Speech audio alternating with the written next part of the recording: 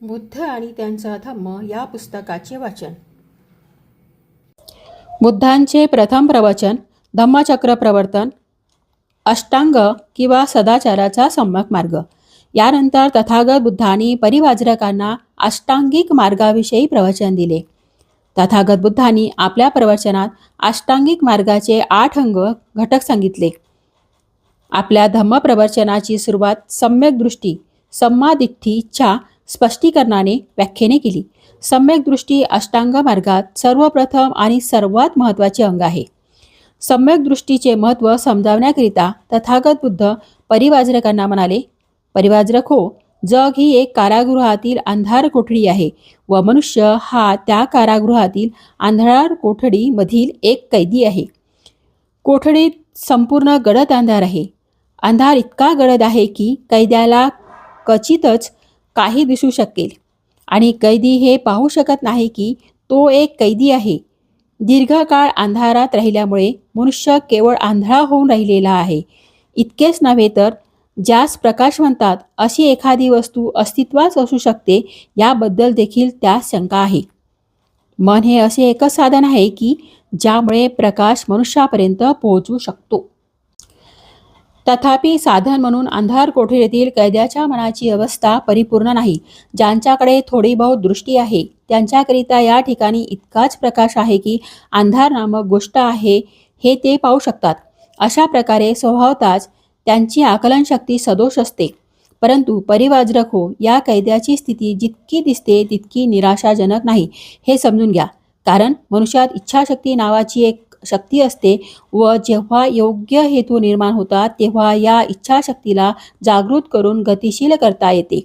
कोणत्या दिशेने इच्छाशक्तीस गती द्यावी हे पाहण्या एवढा जरी माणसाला मनातून प्रकाश मिळाला तरी मनुष्य अशा प्रकारे आपल्या इच्छाशक्तीला गतिमान करून त्या इच्छाशक्तीच्या मदतीने बंधमुक्त होईल. अशा प्रकारे मनुष्य जरी बंधनात असेल तरी बंधमुक्त होऊ शकेल. कोणत्याही क्षणी तो पहिले पाऊल टाकण्यास सुरुवात करेल व आणि सरतेशेवटी त्यास ते पहिले पाऊल स्वातंत्र्य प्रदान करेल. याचे हे कारण आहे की आपणाला पाहिजे त्या दिशेत जाण्याकरिता आपण आपल्या मनास वळण लावू शकतो. मन हे जीवनाच्या कारागृहात माणसाला बंदिवान करीत असते व मन हेच त्यास तेथे डांबून ठेवते. जे मनाने केले आहे ते पूर्ववत परत जसे आहे तसे मनच करू शकते किंवा मन ते नष्ट देखील करू शकते. मनाने माणसाला जर बंधनात टाकले असेल तर तेच मन योग्य दिशेने वळविल्यास मनुष्यास बंधमुक्तही करू शकते. सम्यक दृष्टी जे करू शकते ते हेच होय. सम्यक दृष्टीचा अंतिम उद्देश काय आहे?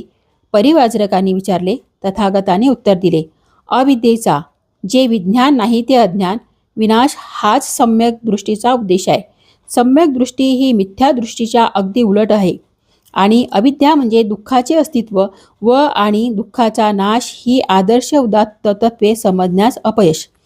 सम्यक दृष्टीचा हेतू माणसाने कर्मकांड विधी समारंभ यांच्या सामर्थ्यावरील विश्वास काढून टाकणे व शास्त्राच्या पावित्र्यावर मिथ्या विश्वास न ठेवणे.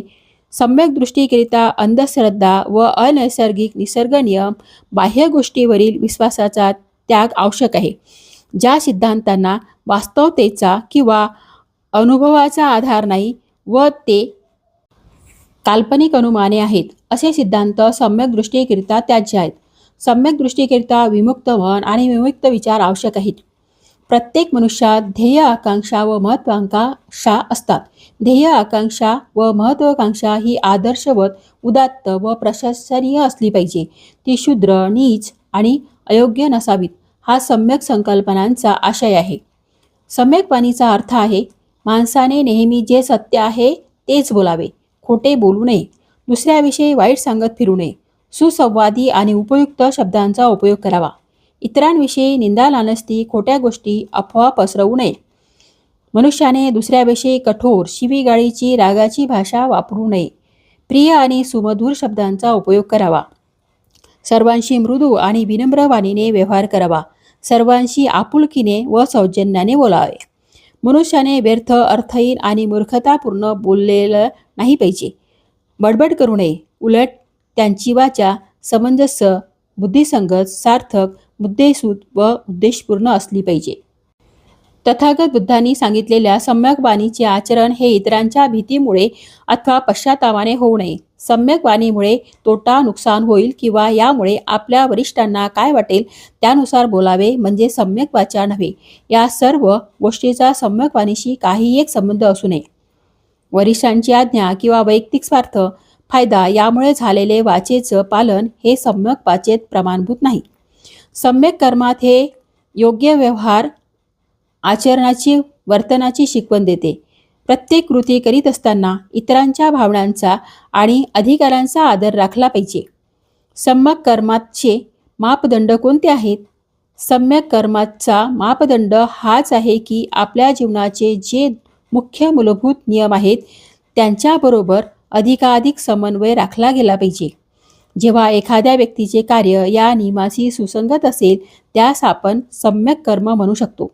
प्रत्येक व्यक्तीस आपल्या उदरनिर्वाह करायचा असतो, परंतु त्याचे अनेक मार्ग आहेत आणि काही चांगले मार्ग आहेत तर काही वाईट मार्ग आहेत.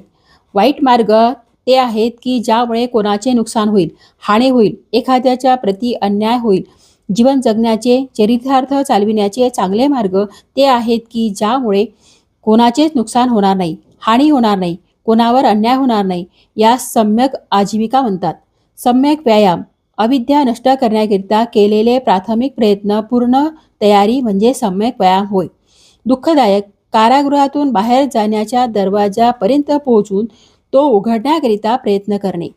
सम्यक व्यायामाचे 4 उद्देश आहेत. प्रथम उद्देश आहे अष्टांग मार्गाशी विसंगत विरोधी मानसिक स्थिती चित्तवृत्तीचा विरोध करणे, त्यांच्या उत्पत्तीस रोखणे, त्या निर्माणच होऊ न देणे. दुसरा उद्देश आहे अशा प्रवृत्ती मानसिकता निर्माण झाल्या असतील तर त्यास दाबून ठेवणे. तिसरा उद्देश आहे अष्टांग मार्गाशी सुसंगत आवश्यक अशा प्रकारच्या मानसिक अवस्था चित्तवृत्ती निर्माण करण्यास मनुष्यास सहाय्य करणे. चौथा उद्देश आहे अशा प्रकारच्या चित्तवृत्ती अगोदरच निर्माण झाल्या असतील तर त्या वृद्धिंगत करणे. सम्यक स्मृतीचा अर्थ आहे मनाची आणि विचाराची जागरूकता. यांचा अर्थ आहे मनाच्या जागरूकतेत सातत्य राखणे. दृष्ट वासनांवर लक्ष आणि पहारा ठेवणे हे सम्यक स्मृतीचे दुसरे नाव आहे. हे परिवाजरक हो, सम्यक दृष्टी, सम्यक संकल्प, सम्यक वाचा, सम्यक कर्मात, सम्यक आजीविका, सम्यक व्यायाम आणि सम्यक स्मृती या मार्गाचे पालन करण्याच्या मार्गात 5 अडथळे किंवा बंधने असतात. हे 5 अडथळे आहेत. पहिला कामछंद लोभ, दुसरा व्यापद द्वेष, तिसरा मिद्ध आळस व सुस्ती, चौथा उद्धच्च कुकच्च चंचलता अनिश्चितता व पाचवा विचिकित्सा संशय. आणि म्हणूनच हे अडथळे पार करणे, ही बंधने तोडणे आवश्यक आहे. याकरिता साधन आहे समाधी. परिवाजरक हो, लक्षात ठेवा की सम्यक समाधी ही समाधीप्रमाणे समजू नका. सम्यक समाधी ही अतिशय वेगळी गोष्ट आहे. समाधी म्हणजे फक्त एकाग्रता. यामध्ये मुळीच शंका नाही की एकाग्रता ही ध्यानावस्थेत घेऊन जाते. ही ध्यानावस्था स्वयंप्रेरित असते की ज्यामध्ये हे 5 अडथळे काही काळासाठी दूर ठेवले जातात. त्यांना तात्पुरता अटकाव केला जातो, परंतु या समाधी ध्यानावस्था तात्पुरत्या अस्थायी स्वरूपाच्या असतात. त्यामुळे अडथळे देखील काही काळापुरते दूर होतात. अत्यावश्यक गोष्ट ही आहे की कायम स्वरूपाचे मनाला वळण लावणे आणि अशा प्रकारचे कायम स्वरूपाचे वळण, कायमचे अडथळे दूर करणे हे केवळ सम्यक समाधीने शक्य होते. फक्त समाधी ही काही प्रमाणात नकारात्मक असते, कारण मनाच्या समाधी अवस्थेत अडथळे तात्पुरे दूर केले जातात. तात्पुरता अटकाव होतो. त्यामध्ये मनाला प्रशिक्षित केले जात नाही, वळण लावले जात नाही. सम्यक समाधी ही विधायक असते, सकारात्मक असते.